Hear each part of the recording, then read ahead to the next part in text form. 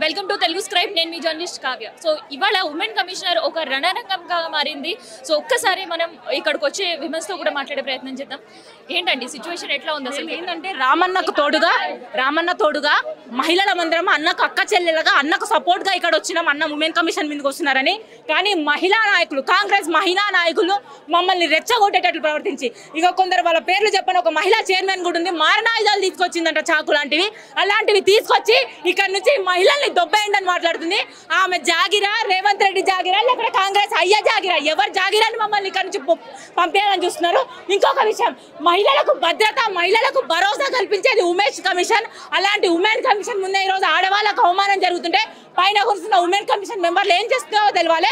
మమ్మల్ని బయటికి దొబ్బే ప్లాన్లు పెట్టి మమ్మల్ని కింద పడేసి, మరి ఇక్కడ ఉన్న పోలీసులు, మహిళా పోలీసులు కూడా మమ్మల్ని కింద పడేసిండ్రు. మాకు తెలియాల్సింది ఒక్కటే, కాంగ్రెస్ మహిళలు మాత్రమే మహిళలా, వాళ్ళకు మాత్రమే రక్షణ కనిపిస్తారా? మాకు ఖచ్చితంగా తెలియాలి. పోలీసులు తొత్తులుగా వ్యవహరిస్తున్నారా కాంగ్రెస్ కి? కాంగ్రెస్ మహిళలకు మాత్రమే సెక్యూరిటీ ఇస్తారా? మేము కింద పడినా సచ్చినా వాళ్ళకు అనవసరమా? ఇది మాకు తెలియాలి. రేవంత్ రెడ్డి మహిళా విరోధి. ఈరోజు రేవంత్ రెడ్డి ఏంటంటే తన కాళ్ళ కింద ఉన్న కాళ్ళ కింద చెప్పులాగా ఉన్న మహిళల్ని మాత్రమే తనకు రక్షణ కల్పిస్తున్నాడు.